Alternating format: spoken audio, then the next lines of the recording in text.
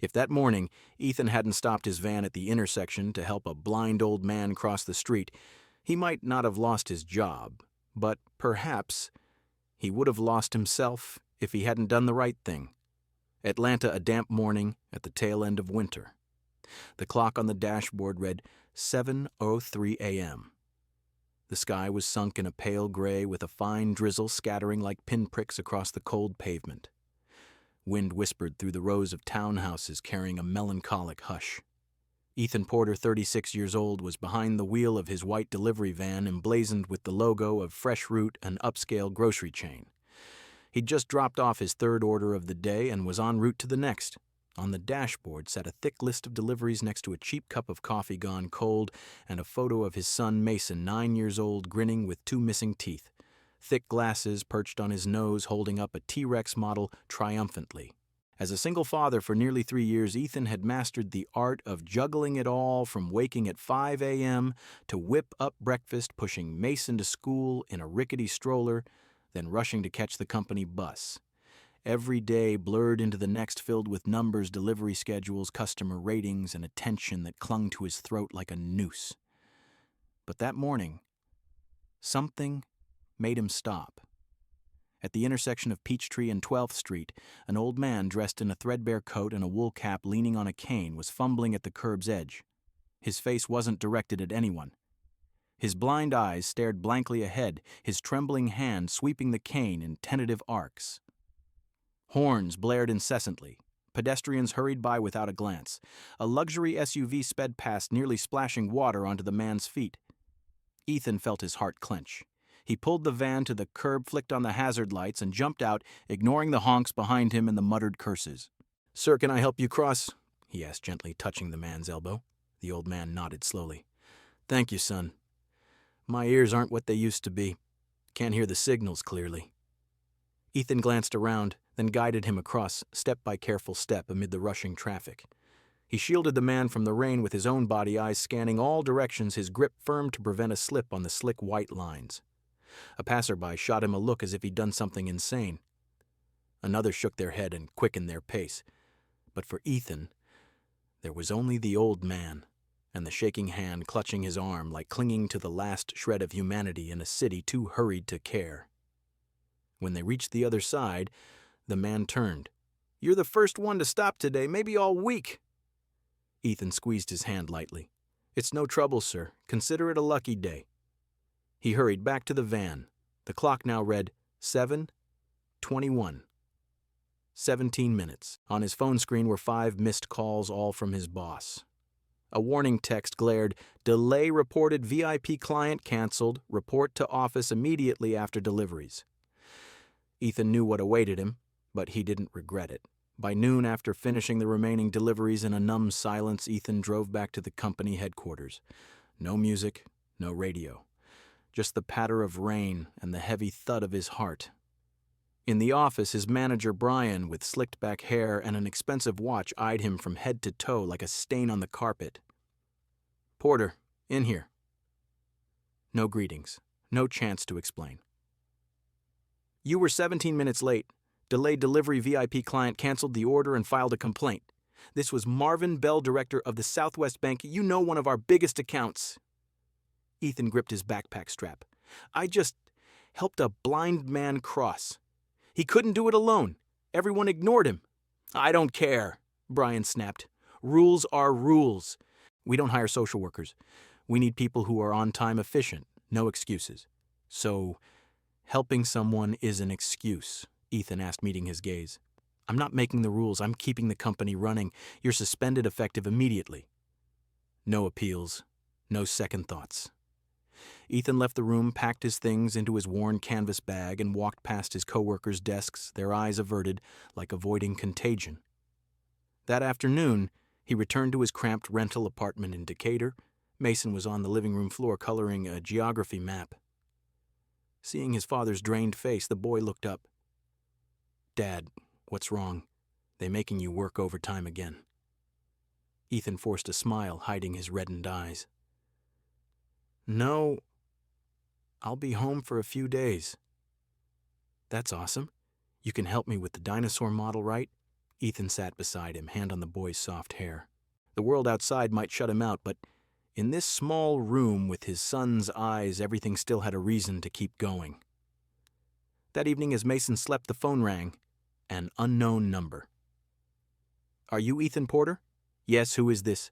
"I'm Clara Benson. My grandfather's Richard, the man you helped cross the street this morning." Ethan straightened. "He can't see, but he hasn't stopped talking about your kind voice, your warm hand, and your patience. He said you're the first person who's made him feel respected, not rushed aside like an object."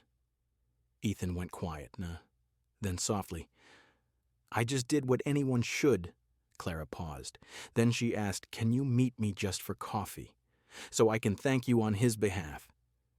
And I'd to believe this city still has good people." Ethan hesitated, but then in the dim living room he glanced at his wife's photo on the shelf, smiling in the afternoon sun from years ago. He nodded. "I'll be there." And he had no idea. That meeting the next day would open the door to an entirely new chapter in his life. Ethan drove back to the company headquarters with a weight in his chest that the rain couldn't wash away. The droplets drummed steadily on the windshield, mirroring the relentless thud of his thoughts. He gripped the steering wheel tighter, replaying the morning in his mind, the old man's grateful squeeze, the blaring horns, the 17 minutes that now felt like a lifetime. The city blurred past him, a gray haze of buildings and hurried pedestrians, but inside the van, time slowed to a crawl. By the time he pulled into the parking lot, his uniform was still damp from the drizzle, clinging uncomfortably to his skin. He grabbed his backpack from the passenger seat, the one with the frayed straps that had seen better days, and headed inside. The lobby smelled of stale coffee and printer ink, a familiar scent that suddenly felt foreign, like it belonged to someone else's life. Brian's office was at the end of the hall, the door slightly ajar. Ethan knocked once softly before pushing it open. His manager sat behind a cluttered desk, typing furiously on his keyboard, his slicked-back hair catching the fluorescent light. He didn't look up immediately, letting Ethan stand there awkwardly for a moment that stretched too long. "Porter," Brian finally said, leaning back in his chair with a sigh. "Close the door." Ethan did as asked, the click echoing in the small room. He remained standing, hands clasped in front of him like a student called to the principal's office. "You know why you're here," Brian continued, his voice clipped and impersonal. He picked up a printout from his desk, the complaint form Ethan assumed, and waved it dismissively. 17 minutes late on a VIP run. Marvin Bell canceled the order mid-delivery and sent in a formal complaint. Said his produce arrived warm and his time was wasted. He's one of our top clients, director at Southwest Bank. You think we can afford to lose accounts like that?" Ethan swallowed hard, his throat dry. "I understand, sir, but there was this old man at the intersection, blind, trying to cross. No one was stopping. I couldn't just leave him there. It was dangerous." Brian's eyes narrowed, his expensive watch glinting as he crossed his arms. "Dangerous. Your job was in danger the second you pulled over. We don't pay you to play Good Samaritan, Ethan. We pay you to deliver on time every time, no excuses. That's in the handbook you signed. But helping someone, isn't that part of being human?" Ethan pressed his voice steady despite the knot in his stomach. "He was shaking, sir. His cane was slipping on the wet pavement. If I'd driven by—" Brian cut him off with a sharp wave. "Save the story for someone who cares. Rules are rules. You're efficient or you're out. Effective immediately, you're terminated. Clean out your locker and turn in your keys." The words landed like a punch, but Ethan didn't flinch. He nodded once, murmuring a quiet, "understood," before turning to leave. As he walked down the hall past the rows of cubicles, he felt eyes on him. Colleagues glancing up, then quickly away. Whispers starting behind his back. No one said goodbye. No one asked what happened. It was as if he'd already become invisible. Outside, the rain had picked up, soaking him as he crossed the lot to his van. No, the company's van. He handed over the keys at the front desk without a word, then called a rideshare. The driver chatted idly about the weather, but Ethan barely responded, staring out the window at the blurred streets. Back at the apartment in Decatur, the building's faded brick facade greeted him like an old, weary friend. He climbed the stairs slowly, each step heavier than the last. The door creaked open to the familiar sight of their small living room toys scattered on the floor, a half-finished dinosaur model on the coffee table, and Mason hunched over his coloring book, tongue poking out in concentration. The boy looked up, his glasses slipping down his nose. "Dad, you're home early. Did you finish all the deliveries already?" Ethan forced a smile, dropping his backpack by the door. "Yeah, buddy," something like that. He ruffled Mason's hair, avoiding the boy's curious gaze. "How was school?" "It was okay. We learned about volcanoes today. Can we make one with baking soda sometime?" Mason's eyes lit up, oblivious to the storm brewing in his father's mind. "Sure we can," Ethan replied, sitting on the worn couch. His body ached from the day's strain, but it was nothing compared to the ache in his chest. How would he explain this? The rent was due in 2 weeks, groceries were running low, and now no paycheck. He pulled Mason into a side hug, the boy's small frame warm against him. "Hey, how about we finish that T-Rex model tonight? You pick the colors," Mason beamed. "Awesome. I'll get the paints." As the boy scampered off, Ethan leaned back, closing his eyes. The world felt like it was closing in, but here with his son there was still a spark, a reason to fight through. He'd find another job. He had to. That evening, after a simple dinner of pasta and canned sauce, Mason finally drifted off in his room, clutching his stuffed dinosaur. Ethan sat in the dim kitchen, staring at the stack of bills on the table. The rain tapped against the window like insistent fingers, a reminder of the morning's choice. Regret, no. But worry gnawed at him. Then the phone buzzed, an unknown number lighting up the screen. He answered hesitantly. "Hello. Is this Ethan Porter?" "Yes, who's calling?" "This is Clara Benson. I'm Richard's granddaughter, the man you helped cross the street this morning." Ethan sat up straighter, surprise cutting through his fatigue. "Oh, how is he?" "He's doing well, thanks to you. He hasn't stopped talking about it. Your voice, your steady hand. He said it was the first time in a long while he felt truly seen, not just pushed aside." Ethan rubbed his temple. "I'm glad he's okay. It was nothing, really." "It was everything to him," Clara said softly. "And to me. Listen, I know this is out of the blue, but can we meet just for coffee tomorrow? I'd like to thank you properly on his behalf, and honestly to remind myself that there are still decent people in this city." The invitation hung in the air. Ethan glanced at the photo of his wife on the shelf, her smile a quiet encouragement from the past. What did he have to lose? "Okay," he said finally. "I'll meet you." At Cafe Elan in Midtown Atlanta, Ethan arrived right on time, his shirt ironed as neatly as he could manage with the limited tools in his apartment. The place was a step up from his usual haunts, polished wooden tables, the aroma of freshly ground coffee mingling with hints of vanilla and cinnamon and soft jazz playing in the background. He felt out of place, like a delivery guy who'd wandered into a boardroom, but he straightened his shoulders and scanned the room. Clara Benson was already there, seated by the window with a view of the bustling street outside. She was younger than he'd pictured, early 30s, with golden brown hair tied back neatly, a pair of sunglasses resting on the table beside her coffee cup. She wore a simple business outfit, a tailored blouse and slacks that spoke of quiet confidence. When she spotted him, she stood and extended her hand with a warm smile, her eyes sharp and observant. "Ethan, I'm Clara. Thank you for coming." Her handshake was firm, professional, yet kind. They sat, and a waiter appeared, almost immediately taking Ethan's order for black coffee, no frills, just like always. "I have to start by saying thank you again," Clara began, stirring her latte slowly. "Grandpa Richard hasn't stopped talking about you. He described your voice, the way you guided him so patiently. He said it was like someone actually saw him, not just the inconvenience." Ethan shifted in his seat, unused to praise. "Really? It was nothing. Anyone would have done the same." Clara shook her head. "Not anyone. He told me he's been crossing that intersection for weeks and no one stopped before. His vision's been gone for years, glaucoma, and his hearing's fading too. He used to teach philosophy at the local college, you know. Spent his life talking about ethics, kindness, as a deliberate act. But these days he feels invisible.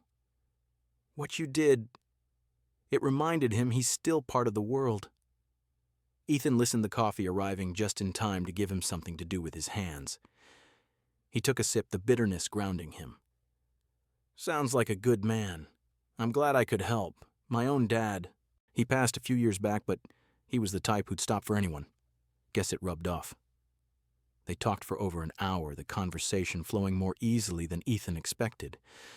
Clara shared more about Richard, how he'd retired after his wife's death, retreating into a quiet life in a small apartment on the outskirts of town.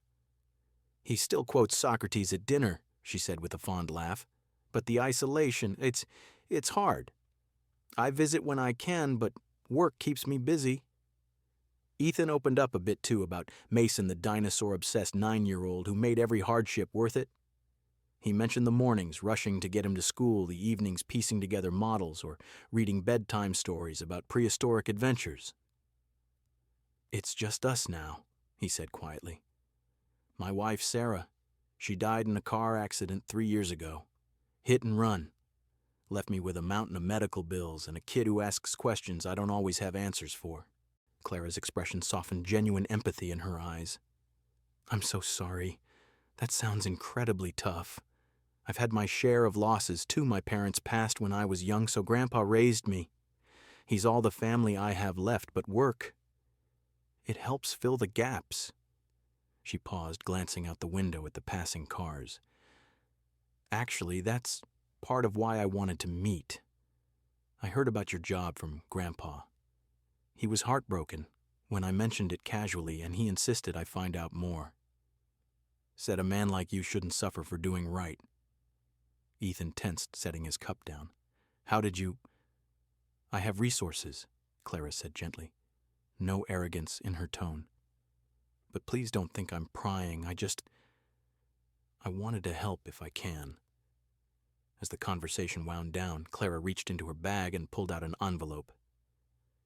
"This isn't charity," she clarified, quickly seeing his wary look. "It's an opportunity." Inside was a sleek business card, Benson Foundation, with her name listed as Executive Director.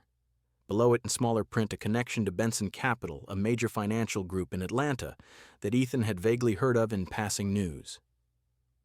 "I'm not just Richard's granddaughter," Clara explained. "I run the Foundation Philanthropy Community Investments, and we're tied to the family business. Our grandpa built it from nothing, but now it's about giving back. We're expanding a program delivering essentials to seniors, the disabled, single parents, fresh food, medical supplies, even companionship visits. We need someone to oversee it, not just a driver, but someone with heart, someone who stops when others don't." Ethan stared at the card, his mind racing. "Me? I don't have degrees or experience in that. I'm just a guy who hauls groceries." Clara leaned forward. "You have exactly what we need: compassion that isn't taught in classrooms. What you did for Grandpa, that's rare. The rest, logistics planning, we can train. This isn't a handout, Ethan. It's a partnership. You owe me nothing, but if you're interested, we could build something meaningful. Not just for us, but for people who need that pause in their day." The revelation hit him, the polished cafe, her quiet confidence, it all clicked. She wasn't just anyone. She was connected, influential. But her offer felt sincere, not pitying. Ethan folded the card carefully, a spark of hope flickering amid the day's ruins. "I'll think about it," he said, meeting her gaze. "But thank you for seeing more than a screw-up." Clara smiled. "I see a man who chose kindness over convenience. That's worth more than any resume." Week 1 at the Benson Foundation felt like stepping into a parallel world for Ethan. The office was nothing like the stark warehouse of fresh root, bright open spaces with walls adorned with community photos, a kitchen stocked with fresh fruit, and a team that greeted him with genuine smiles instead of sidelong glances. Clara had him start with orientation, learning the logistics software, shadowing deliveries, and attending meetings on outreach programs. It wasn't just about dropping off boxes. It was about building connections, checking in on isolated seniors, coordinating with volunteers, and ensuring every package included a personal touch, like a handwritten note or a favorite snack based on client preferences. Ethan dove in his days, shifting from frantic rushes to purposeful routines. Mornings now meant reviewing routes with a team loading vans with nutritious meals tailored for diabetics or heart patients, and hitting the road with a sense of mission. On his first solo run, he visited a widow in a run-down apartment complex, her face lighting up as he helped unpack the groceries and listened to her stories of lost loved ones. "No one stayed to chat in months," she said, her voice cracking. Ethan squeezed her hand, gently echoing the gesture he'd given Richard. It hit him. Then this wasn't just a job. It was a chance to make a difference, the kind he'd always wanted but never had time for. Mason noticed the change immediately. The boy came home from school to find his dad energized, not exhausted. "You look happy, Dad," he observed one evening over microwave dinners upgraded with fresh veggies from the Foundation's surplus. Ethan ruffled his hair. "I am, buddy. This new place, it's about helping people like we talked about." They started a ritual after homework. Mason would help pack small care bags for kids in the program, crayons, stickers, and notes saying, "You're awesome." The boy's eyes sparkled as he shared ideas like adding dinosaur facts for fun. One night, as Ethan tucked him in, Mason whispered, "If I grow up to be like you, is that okay?" Ethan's throat tightened. He hugged his son close, whispering back, "That's the best thing you could be." As weeks turned to months, Ethan's role grew. Clara promoted him to lead coordinator, trusting him to train new volunteers and expand routes to underserved neighborhoods. They worked side by side, often brainstorming over coffee in the break room, reviewing feedback from clients or co-delivering to high-need areas. Clara's presence became a constant, her sharp mind balanced by a quiet vulnerability. Her laughter, lightening tense days. She opened up more about growing up under Richard's wing after losing her parents young, about the pressure of running the foundation while managing the family's capital firm. "I built walls after my engagement fell apart," she confessed one afternoon in the office sorting donation slips. "He wanted the status, not me. It made me question if anyone sees beyond the name." Ethan shared too about Sarah's accident, the hit and run that left him shattered, drowning in grief and bills. "I threw myself into work to survive, but it was just existing. Until now." Their conversations deepened, lingering after hours. One evening, during a joint delivery to a nursing home, an elderly resident pulled Clara aside with a wink. "I don't need extra cookies, dear, but if you keep coming with that fine young man every week, I'll sign up for more visits." Ethan felt his face heat up, busying himself with unloading boxes. On the drive back, the van quiet except for the hum of the engine, Clara glanced at him sideways. "You know, I called off my wedding a month before the date." Her voice was soft, vulnerable in the dimming light. Ethan kept his eyes on the road, but his grip on the wheel loosened.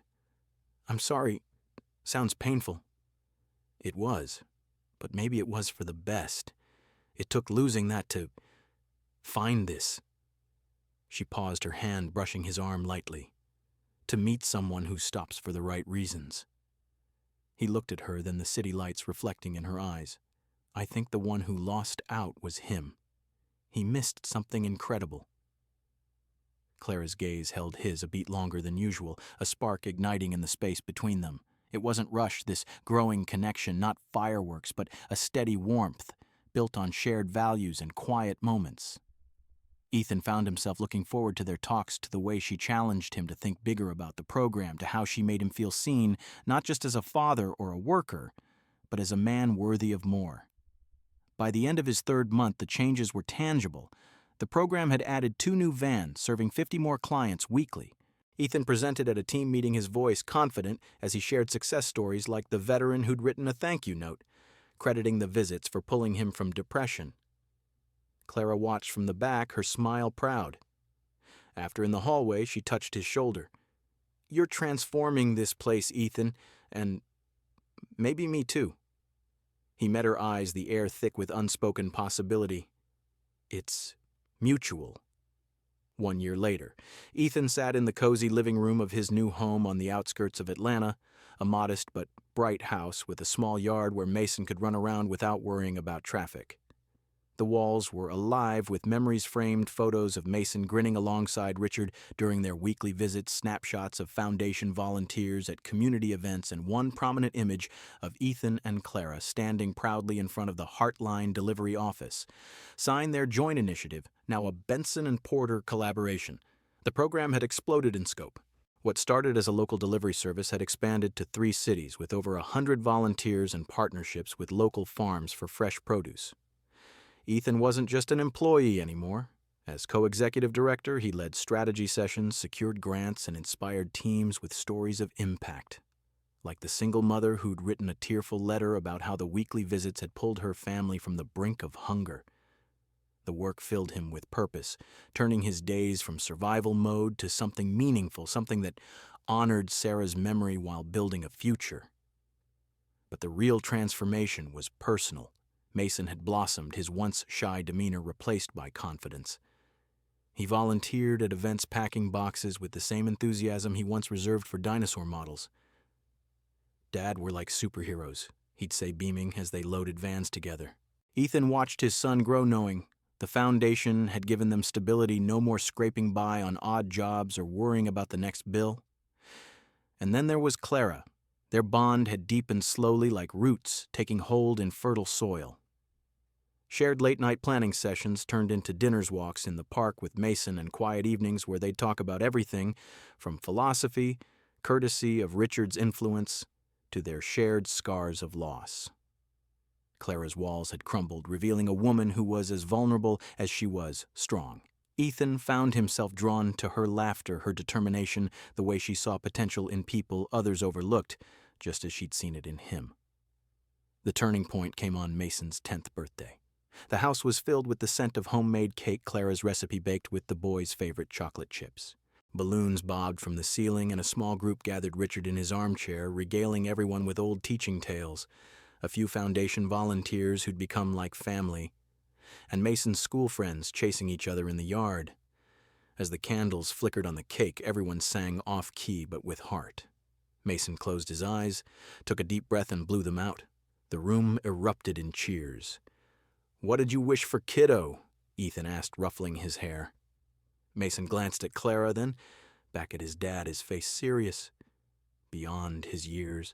"I wished for Clara to be my mom, if she wants." The room fell silent. Ethan's heart skipped his eyes, widening as he looked at Clara. She stood frozen for a moment, her hand covering her mouth, tears glistening in her eyes. Then she knelt beside Mason, pulling him into a gentle hug. "Oh, sweetie," she whispered, her voice thick with emotion. "I don't know if I deserve that, but I'll try every single day to be the mom you need, if that's okay with you." Mason nodded vigorously, wrapping his arms around her neck. "It's more than okay. You're already awesome." Ethan stepped forward, his own eyes misty. He took Clara's hand, pulling her up to face him. The room seemed to fade, leaving just the three of them in that warm glow. "And what about being my wife?" he asked softly, his thumb brushing her knuckles. "I've been waiting for the right moment, but Mason beat me to it. Clara, you've given us more than a job or stability. You've given us hope, a family. I love you. Will you marry me?" Tears spilled down her cheeks as she nodded, laughing through them. "Yes, yes, 1,000 times." She pulled him close, their kiss soft and full of promise, while Mason whooped and clapped, the room bursting into applause.